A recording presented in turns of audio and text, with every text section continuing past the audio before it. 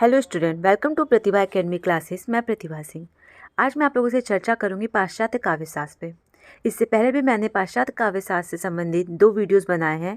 उन वीडियो के लिंक मैं कमेंट बॉक्स में पिन कर दूंगी, तो आप उन वीडियोस को भी देख सकते हैं। अगर आप उन वीडियोज़ को देखने के बाद मेरे इस वीडियोज़ को देखते हैं तो आपके कॉन्सेप्ट काफ़ी अच्छे से क्लियर हो जाएंगे। और मैंने काव्यशास्त्र पर भी कई सारे वीडियोज़ बनाए, आप उन वीडियोज़ को भी देख सकते हैं। आज मैं आप लोगों से चर्चा करूंगी पाश्चात्य काव्यशास्त्र के उस टॉपिक्स पर जिससे परीक्षा में कई सारे प्रश्न पूछे जाते हैं, जैसे प्रमुख सिद्धांत और उसके प्रवर्तक। आप लोगों ने देखा होगा कि इस टॉपिक से परीक्षा में हमें 1 या 2 प्रश्न अवश्य देखने को मिल जाते हैं। तो चलिए आइए हम लोग पढ़ते हैं पाश्चात्य काव्यशास्त्र के प्रमुख सिद्धांत और उसके प्रवर्तक कौन है।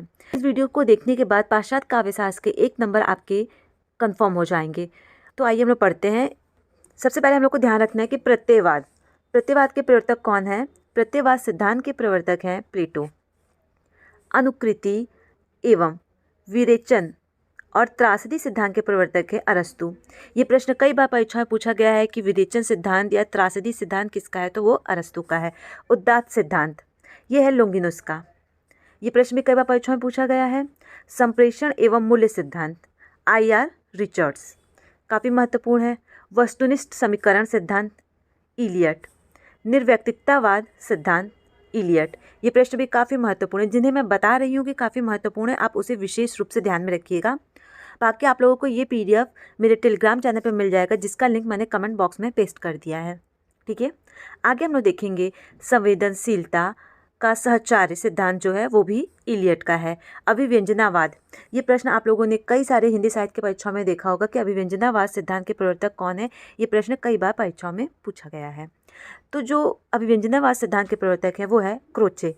परंपरा की परिकल्पना एवं व्यक्ति प्रज्ञा का सिद्धांत के प्रवर्तक हैं इलियट। कल्पना सिद्धांत के प्रवर्तक हैं कोलारिज। द्वंद्ववाद के प्रवर्तक हैं हीगेल। द्वंद्वनात्मक भौतिकवाद सिद्धांत के प्रवर्तक है कार्ल मार्क्स। महान यथार्थवाद जॉर्ज लुकाच। स्वच्छंदवाद सिद्धांत के प्रवर्तक हैं वर्ड्सवर्थ। ये प्रश्न कई बार परीक्षा में पूछा गया है कि स्वच्छंदवाद सिद्धांत किसका है, तो वो वर्ड्सवर्थ का है। मैंने अपने पिछले वीडियो में भी आप लोगों को बताया था कि ये प्रश्न परीक्षा में पूछा जा चुका है। विखंडनवाद, ये प्रश्न तो अपने आप में ही काफ़ी महत्वपूर्ण है। यूजीसी नेट की परीक्षा में ये प्रश्न 2 से 3 बार पूछा जा चुका है कि विखंडनवाद सिद्धांत के प्रवर्तक कौन है, तो जॉक डेरिडा हैं। अजनबीपन के प्रवर्तक हैं मार्क्स। अब हम देखेंगे आगे कुछ प्रश्न उत्तरी जो कि किसी न किसी परीक्षा में पूछे जा चुके हैं। तो मैंने सोचा कि पाश्चात्य काव्यशास्त्र के उन प्रश्नों का एक श्रृंखला बना दिया जाए जो कि परीक्षाओं में कई बार पूछे गए हैं, क्योंकि परीक्षा में बहुत सारे प्रश्न ऐसे होते हैं जो कई बार रिपीट भी हो जाते हैं। इसलिए मैंने उन प्रश्नों की एक अच्छी सी सीरीज़ बना दी है जिसको आपको पढ़ने में काफ़ी आसानी होगी। तो पहला हम लोग देखेंगे लिरिकल बैटल्स की भूमिका में अभिव्यक्त वर्ड्सवर्थ की मान्यताओं का खंडन कलारीज ने अपनी किस पुस्तक में किया, तो ये किया है बायोग्राफी लिटरेरिया, जो कि 1817 में प्रकाशित हुई थी। काफ़ी महत्वपूर्ण, इसे ध्यान रखिएगा। उदात्त सिद्धांत के प्रवर्तक हैं लोंगिनुस। अभी मैंने आप लोगों को बताया ना कि उदात्त सिद्धांत के प्रवर्तक कौन है, तो लोंगिनुस। ये प्रश्न परीक्षा में पूछा जा चुका है। उदात्त महान आत्मा की प्रतिध्वनि है, यह कथन किसका है? ये कथन है लोंगिनुस का।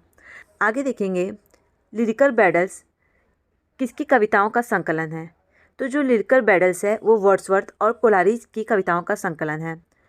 जो वर्ड्सवर्थ हैं वो स्वच्छंदवादी सिद्धांत के प्रवर्तक हैं। मैंने आप लोगों को अभी ऊपर बताया था कि जो वर्ड्सवर्थ हैं वो स्वच्छंदवादी सिद्धांत के प्रवर्तक हैं। तो आपको इस प्रकार प्रश्नों को काफ़ी अच्छे से कनेक्ट करके याद करना है, जिससे आपके कई सारे प्रश्न तैयार हो जाते हैं। ये कथन काफ़ी महत्वपूर्ण है, परीक्षा में 2 से 3 बार पूछा जा चुका है। इस कथन को देखिए आप लोग। प्रत्येक महान कवि शिक्षक होता है। मैं चाहता हूँ कि या तो मैं शिक्षक समझा जाऊँ या कुछ नहीं। ये कथन किसका है? तो ये कथन है वर्ड्सवर्थ का। ठीक है, आगे देखेंगे स्वच्छंदवाद आंदोलन के प्रवर्तक माने जाते हैं। मैंने अभी आप लोगों को बताया कि स्वच्छंदवादी आंदोलन के प्रवर्तक माने जाते हैं वर्ड्सवर्थ और कोलारिज। यहाँ पे एक प्रश्न और परीक्षा में कई बार पूछा गया है कि वर्ड्सवर्थ और कोलारिज जो कि काफ़ी अच्छे मित्र हैं, उन्होंने किस ग्रंथ को साथ में मिलकर लिखा है। तो सारे बच्चे मुझे कमेंट करेंगे कि वो कौन सा ग्रंथ है। ठीक है, आगे हम लोग देखेंगे कल्पना सिद्धांत के प्रवर्तक कौन है, तो वो हैं कोलारिज। किस आलोचक ने आलोचना को मनोविज्ञान की शाखा कहा है, तो वो कहा है रिचर्ड्स ने। अगला प्रश्न देखेंगे मूल्य सिद्धांत तथा संप्रेषण सिद्धांत को किसने प्रतिपादित किया है, तो वो किया है I.R. रिचर्ड ने। मैंने ये प्रश्न आप लोगों को ऊपर बताया था। इसी वजह से मैंने महत्वपूर्ण सिद्धांत और उसके प्रवर्तक कौन है उस पर पहले आप लोगों से चर्चा कर ली थी, क्योंकि उससे कई सारे प्रश्न परीक्षा में पूछे जाते हैं। आप देख रहे हैं किस प्रकार के प्रश्न पूछे गए हैं। मैंने अभी आप लोगों से ऊपर डिस्कशन किया था कि मूल्य सिद्धांत और संप्रेषण सिद्धांत को किसने प्रतिपादित किया था, तो वो आई आर रिचर्ड ने किया था। संवेदनशीलता का सहचार्य सिद्धांत के प्रवर्तक हैं, वो है इलियट। ये प्रश्न भी मैंने आप लोगों को भी ऊपर बताया था। अगला हम लोग देखेंगे रिचर्ड का मूल्य मीमांसा व्यक्तिनिष्ठ है या सामाजिक निष्ठ, तो वो है व्यक्तिनिष्ठ। रिचर्ड ने आलोचना का आधार स्तंभ किसे माना है, तो रिचर्ड ने आलोचना का आधार स्तंभ मूल्य और संप्रेषण को माना है। रिचर्ड के अनुसार आलोचना का चरम लक्ष्य है, तो जो रिचर्ड है उनके अनुसार आलोचना का जो चरम लक्ष्य है वो है संप्रेषण, ठीक है, यानी कम्युनिकेशन। अगला प्रश्न, काव्य जीवन की आलोचना है, कथन किसका है, मैथ्यू अर्नोल्ड का। काफ़ी महत्वपूर्ण है, ये प्रश्न परीक्षा में पूछा जा चुका है। कला अनुकृति की अनुकृति है, किसका मत है, ये मत है प्लेटो का। ये अपने आप में काफ़ी महत्वपूर्ण है। आप इस कथन को काफ़ी अच्छे से याद रखिएगा कि कला अनुकृति की अनुकृति है, यह मत किसका है, तो ये मत प्लेटो का है। आगे हम लोग देखेंगे अर्थमीमांसा सिद्धांत के प्रवर्तक हैं, तो अर्थमीमांसा सिद्धांत के प्रवर्तक है रिचर्ड्स। कल्पना को काव्य की आत्मा किसने माना है, कोलारिस ने माना है, ये भी काफ़ी महत्वपूर्ण है। पाश्चात्य देश में साहित्य को क्या कहते हैं, तो जो पाश्चात्य देश है उसमें साहित्य को कला कहते हैं, आर्ट्स, ठीक है।